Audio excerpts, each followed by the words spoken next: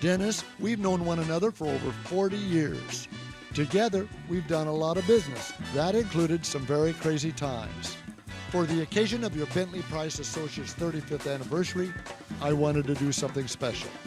I hope you enjoy this tribute, which I'm calling The Extraordinary Life and Times of Dennis Rizzo. Happy anniversary, my friend.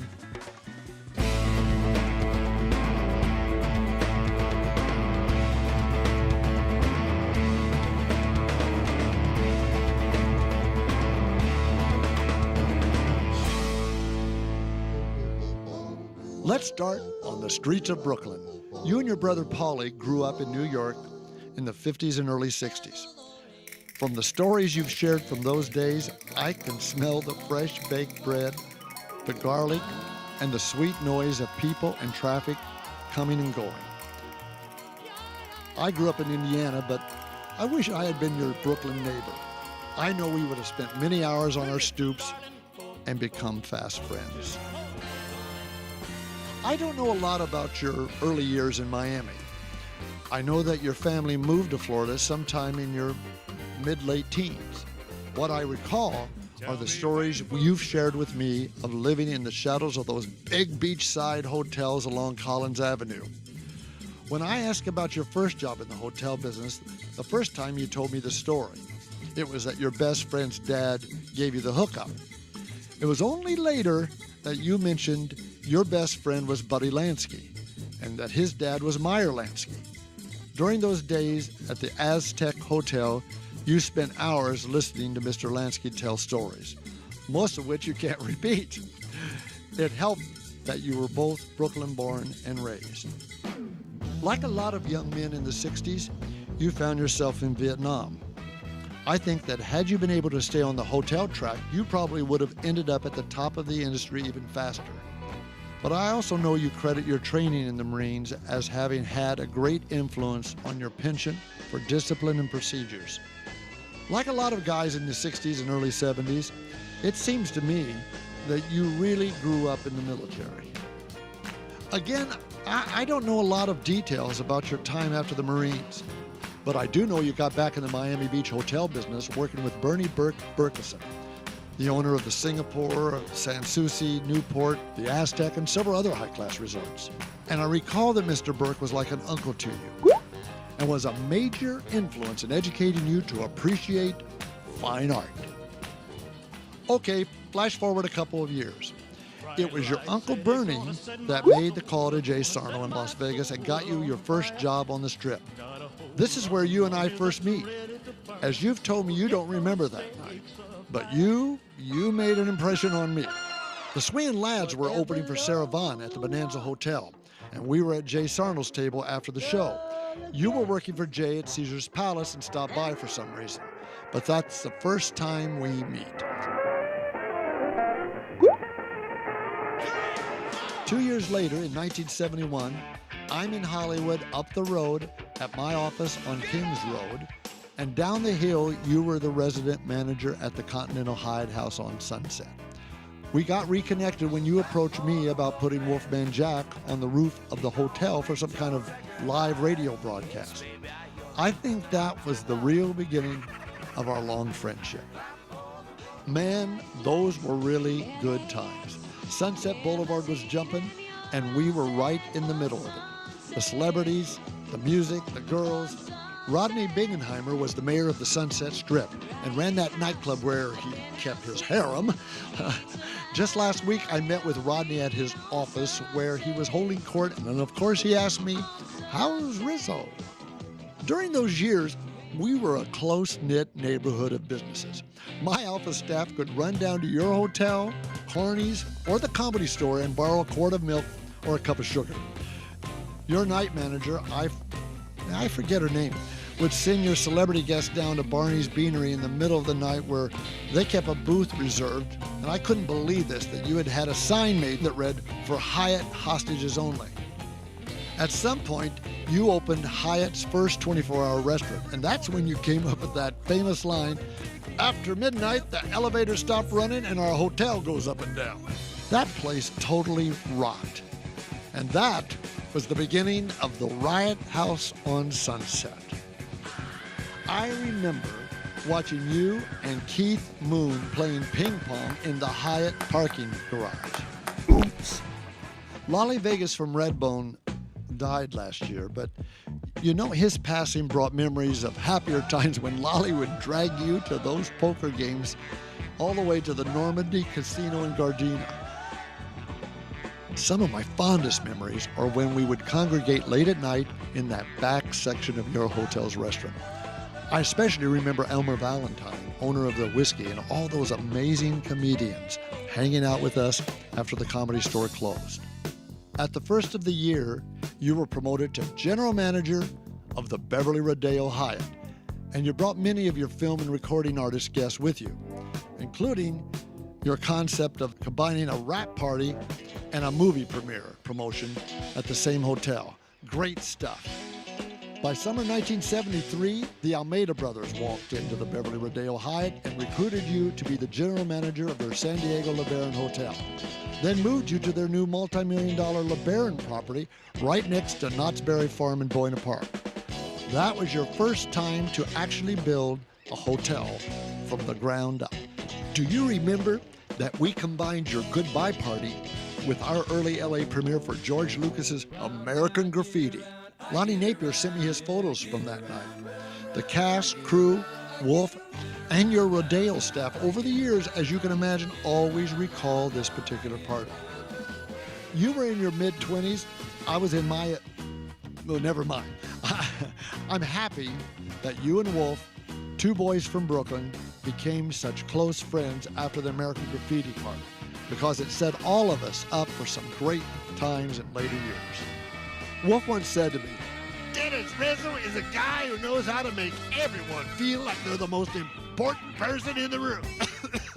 My God, that one sounded like Wolf. Dennis, Wolfman was right. You really are the ultimate host, which has given me an appreciation for what a VIP hospitality experience is really supposed to be. While you were still managing the LeBaron Hotel in San Diego, I was making plans to move Wolf to WNBC Radio in New York, which became another time in our lives that we were riding high. I asked you to get involved, and you said yes. In fact, I negotiated Wolf's contract with Perry Bascom from New York at your hotel, and you were there for the signing.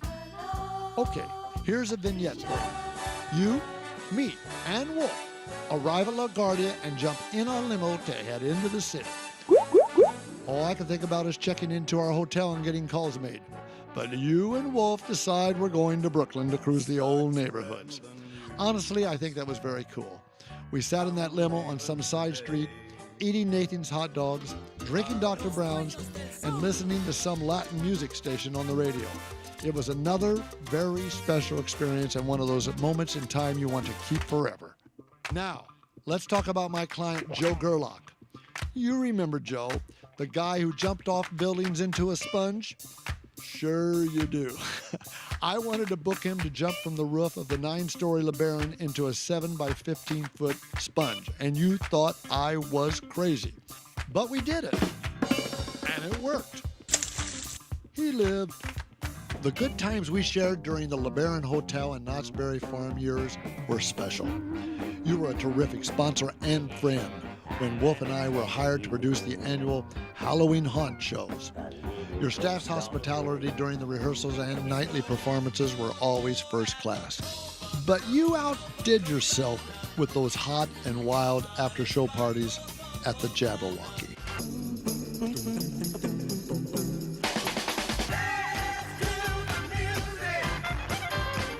Over the next few years, you continued to build your reputation, your bona fides, and then you went out on your own.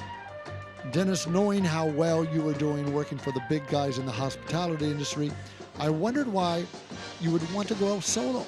But over time, I grew to understand that you wanted to be one of those guys that give people a boost when you think they have what it takes. Remember the first time I asked you, who are these guys, Bentley and Price? And you said, they're just two names I made up that sounded impressive. Well, after 35 years of success, you have managed to build Bentley Price Associates into one of the leading executive search firms in the hospitality industry. Everything you do is class. You treat everyone like a big VIP, and who else these days still uses honest-to-God, real steel-embossed letterhead? Nobody but you, Dennis. But that's how you roll.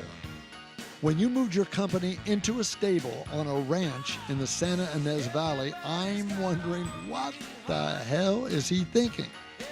But you know, Dennis, I think you found the perfect mix of business and pleasure, and I envy you.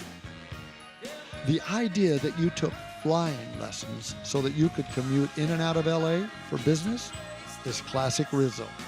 When I drive up for your guys' night out get-togethers, I can see that you have permanently settled in Santa Ynez Valley and made a lot of friends. It's a blast for me to hang out with you and your buddies, eat food that's not on my diet. Oh, I forgot my wife's going to hear this, but drink fine wines, smoke cigars, and just do guy stuff.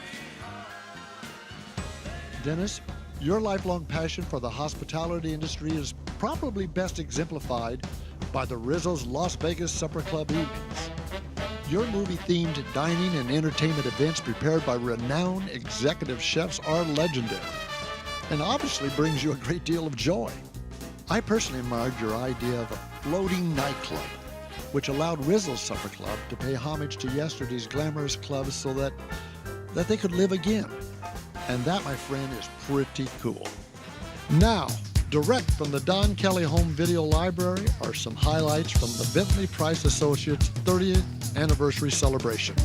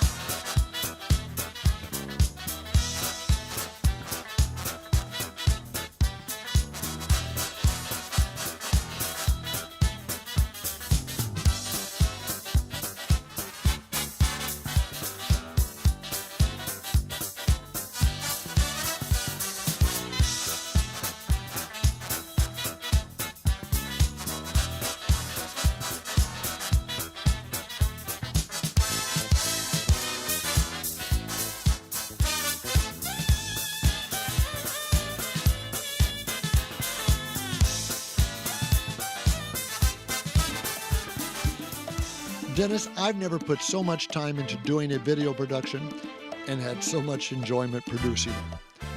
I want to thank all of your family members who helped me tell the Dennis Rizzo story. But I'm especially grateful to your late mother, Jean, for providing me with several hours of cassette recordings of her memories about life with her two sons. Well, there it is, in words and pictures, the extraordinary life and times of Dennis Rizzo. You have had such an amazing journey. For the continued success of Bentley Price Associates, to your health, and the many new adventures we've yet to experience.